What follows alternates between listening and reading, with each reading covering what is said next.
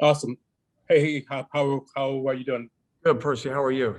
Good. Hey, just the idea, the old sort of classic question of the rest versus rust. Here we go. So just obviously having 7 more days than Utah to prepare for this. Do you think that'll give you an advantage? We'll see on Wednesday. I don't think anybody knows. Hopefully, the rest, we'll be able to have great energy and go out and execute.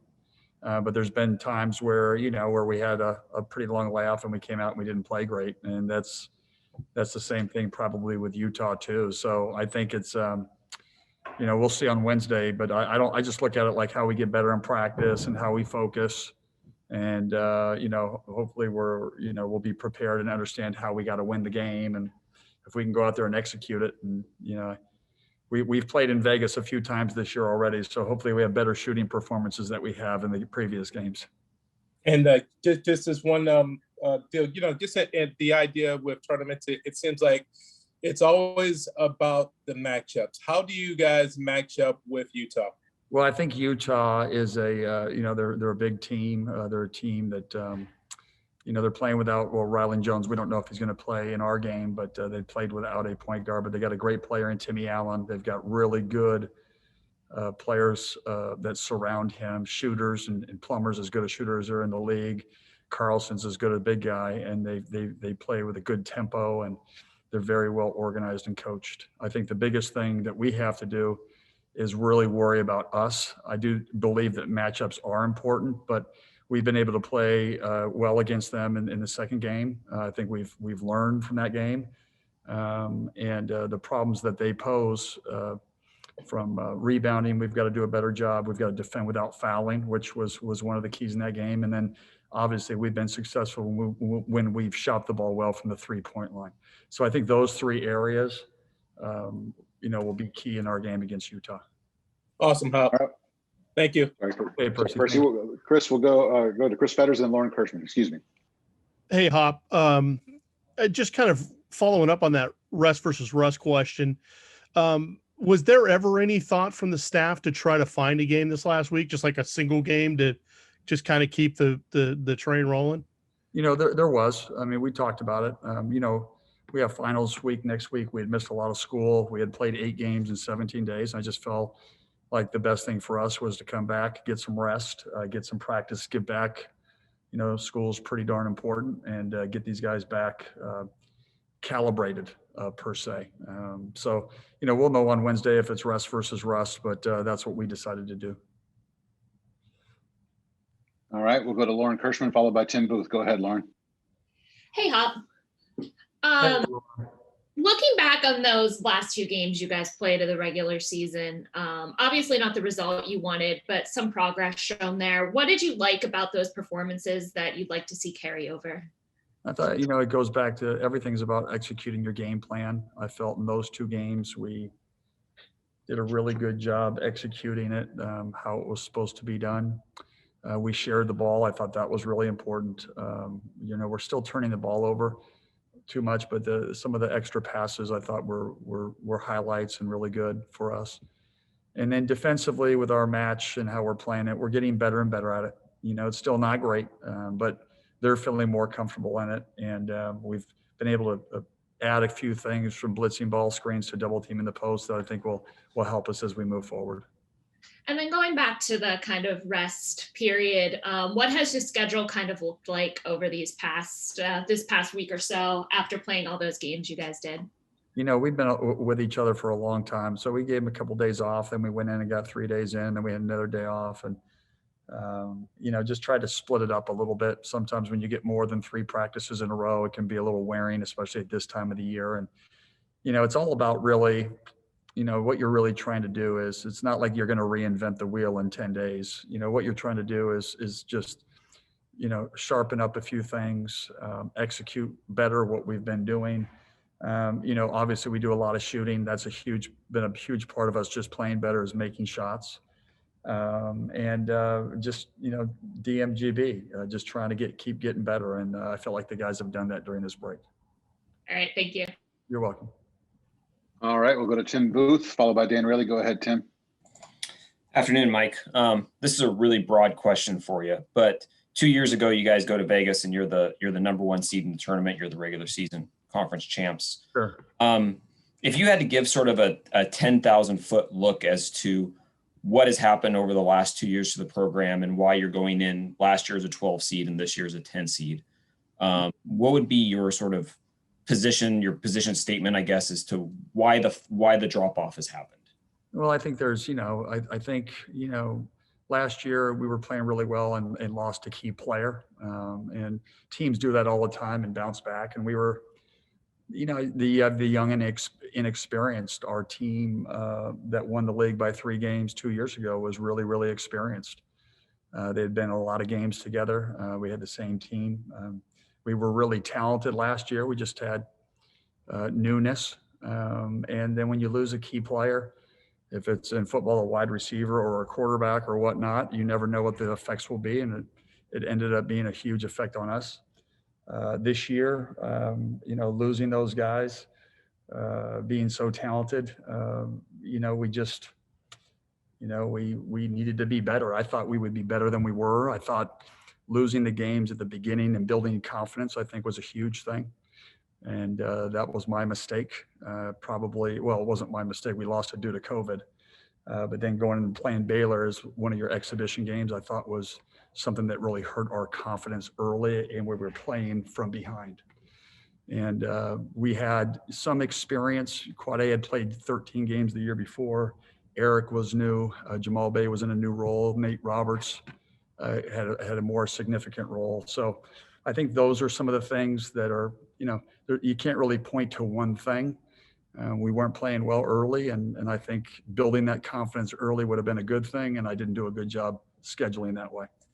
Developmentally, how much did you lose by not having a traditional off season because of the COVID restrictions? Well, I think and again, it's not just us. I think there's a lot of teams and programs that have dealt with this, and that's, we're not, it is what it is.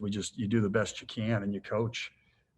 Usually in the preseason, you have a normal training camp, and then you have some exhibition games to kind of see where you're at.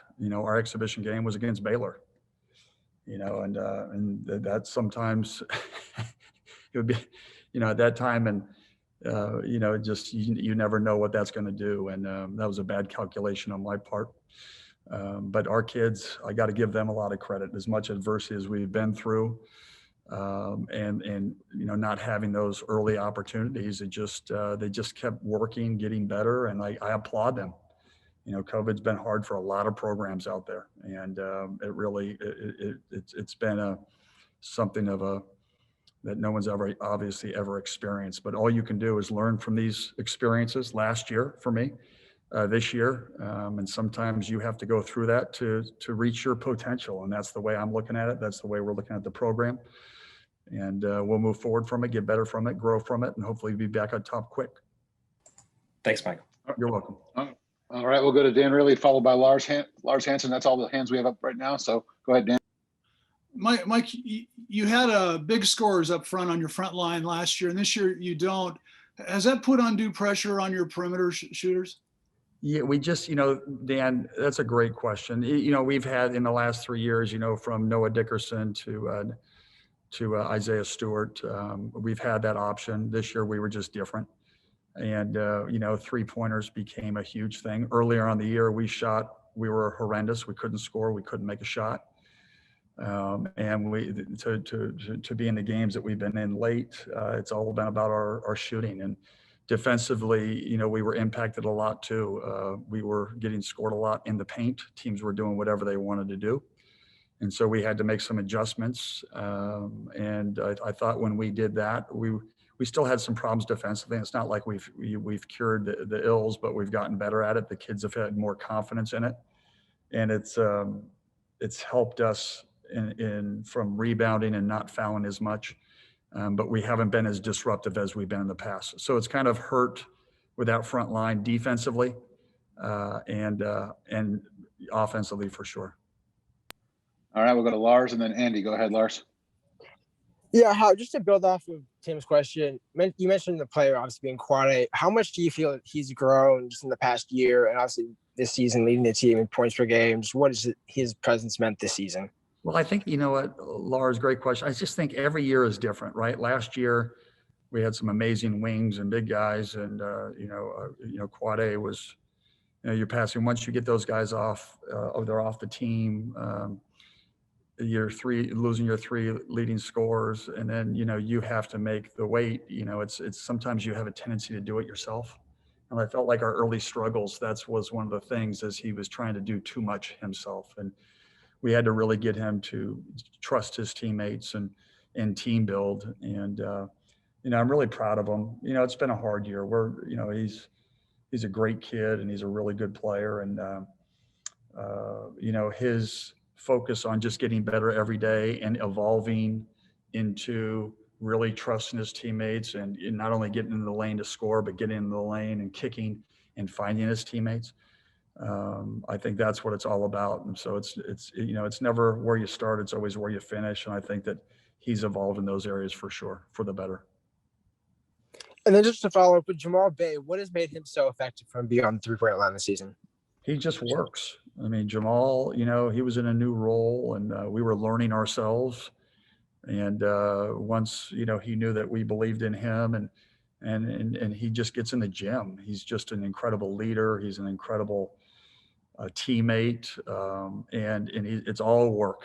I wish he shot it more. He's too unselfish.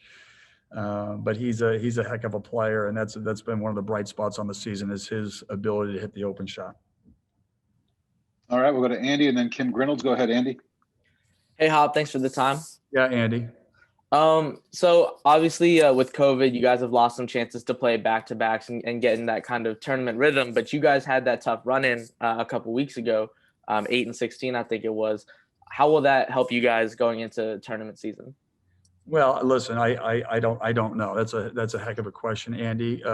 It will help us, if we can come out. It's the one thing I learned from where I've been. It's one game at a time, and you do whatever you can. You can't think about, okay, well, I'm going to try to save energy for game 2 or game 3. You got to go out and win game 1. That's what it is. And then if you can do that, and we're fortunate enough to play well and do that, then you got to get ready for game 2. And, I think those experiences of playing all those games, if we're lucky enough to win game 1, will definitely help us into those next games.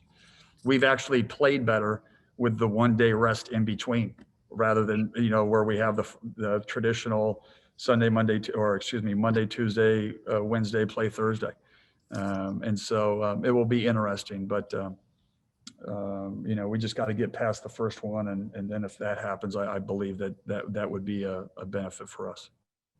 Definitely. And then my last question, obviously we don't know what Hamir will decide to do after the season. I know he can come back, but what has he meant to the programs through his 4 years here to you?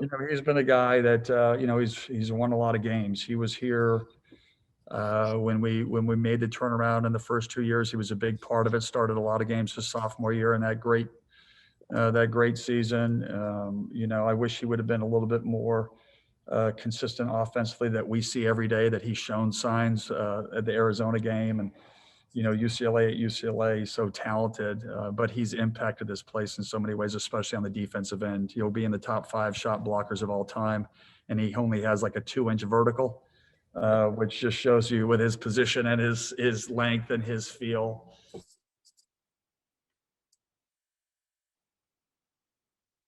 Just, so proud of him, and another guy that comes to work every day and just tries to get better and help his team. Awesome. Thanks, Hop. Okay, Andy. All right, last question from Kim Grinolds. Go ahead, Kim.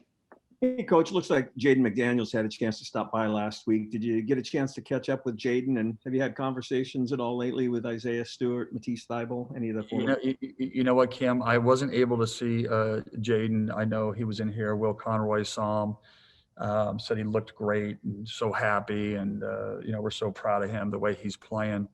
I haven't, I check in with Isaiah, and he's another guy that's just happy. You're happy when you see these kids' dreams come true. I've texted with Matisse. You try to reach out with these guys, but they're going 1,000 miles an hour. But, I know, Jaden had a lot of pride coming back here and seeing his teammates and, just saying hello. And it's a huge boost to our guys when you see one of your family members reach their dreams. It's pretty cool stuff. Yeah, one more quick one. Just the black throwbacks seem to go over real well with the fans. What was the reaction of the coaches and the players on the black throwbacks? The problem is all our ex-players want the shorts, and I don't know if we can order enough of them. They're incredible. I was, Adidas has done an incredible job with our partnership, the uniforms, the creativity. It's really special. And when you're, kids today, when they see the uniforms and they see those things, those mean a lot. It's part of your brand. And I know our players loved them, our ex-players loved them. And, we're just, it's pretty cool stuff.